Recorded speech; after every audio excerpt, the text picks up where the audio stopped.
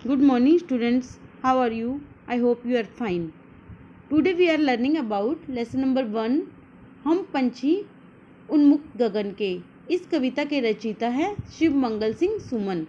आज हम इस लेसन के क्वेश्चन आंसर लर्न करेंगे और वर्ड मीनिंग आप लर्न कर लेना। ओके।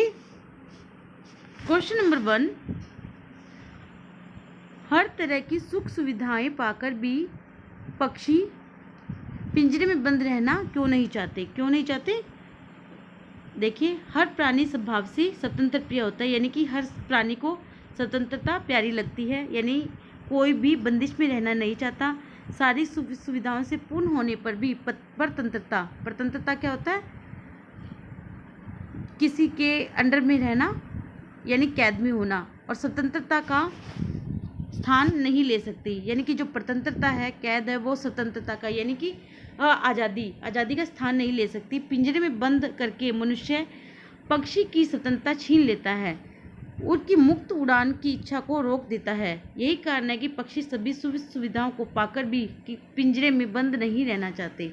समझ आया? क्योंकि जो एक प्राणी है वो कभी भी कैद होना पसंद नहीं करेंगे, इसलिए जो पक्षी हैं उनको भी पिंजरे में बंद करके मनुष्य उसकी क्या करता है? स्वतंत्रता, उनकी आज़ादी छीन लेता है, और वो जो खुली हवा में उड़ना चाहते हैं तो उनकी जो ये इच्छा है उड़ने की, उसको भी वो रोक लेता है।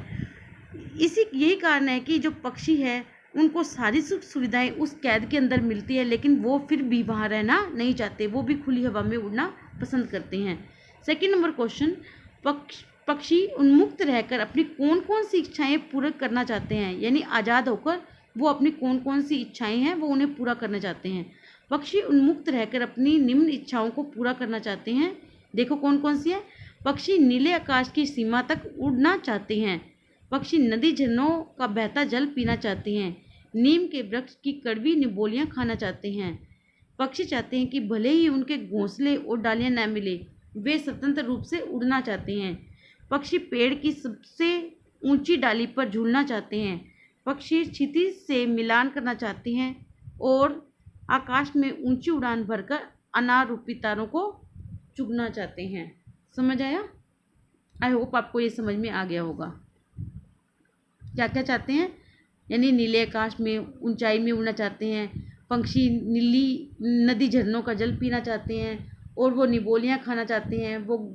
वो चाहते हैं कि उन्हें घोंसले और डालियाँ न मिले, और वो स्वतंत्र रूप से उड़ते रहना चाहते हैं, और ऊंची ऊंची डालियाँ हैं जो पेड़ की, उस पर झूलना चाहते हैं, और सीधे उड़ना चाहते हैं, और ऊंची उड़ान भरकर जो तारे हैं उनको ऐसे लगता है जैसे ये अनार रूपी तारे हैं, उनको वो चुगना चाहते हैं।